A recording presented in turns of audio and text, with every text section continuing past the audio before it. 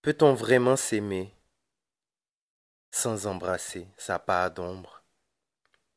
Je crois que cette question m'a libéré de mon ego et de mes attentes envers les autres.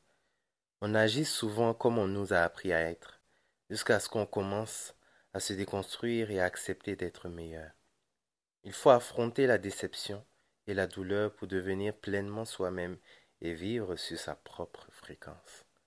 En plein cœur de cette saison de rédemption, j'entends à nouveau cette voix.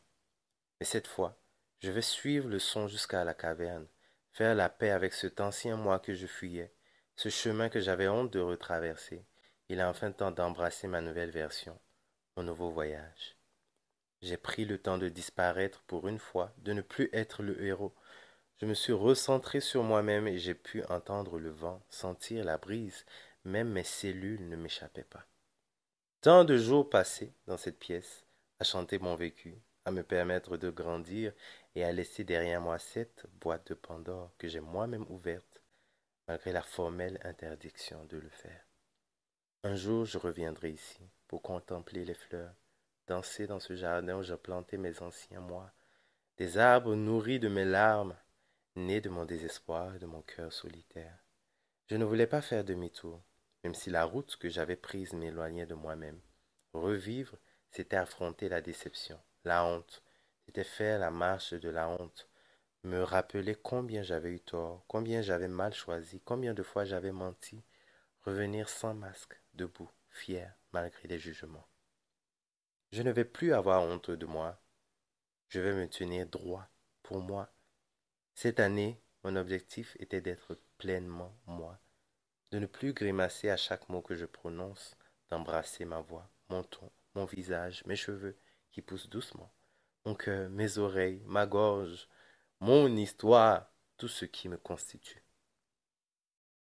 Mon médecin m'a dit, ça prendra du temps de restaurer tout ça. Toutes ces années de négligence et d'autodestruction, accorde-toi des mois, donne-toi des années pour guérir afin de revenir au monde entier, ancré. Je n'ai jamais abandonné et je continuerai. À mes anciennes versions, nous nous retrouvons ici autour de ce feu. Notre histoire est notre lien. On a tout donné avec ce qu'on savait.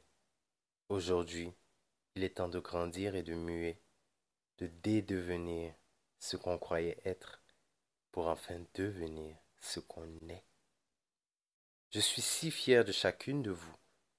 Il est temps de nous libérer de nos propres peurs, de nous détacher du résultat et d'embrasser ce voyage jour après jour après jour après jour. Merci Midori de m'avoir permis de vivre ces instants merveilleux, riches en découvertes de soi. Avant de refermer ce chapitre, permets-moi une dernière danse. Repose en paix, Midori, alias ton vrai moi, Boniasa.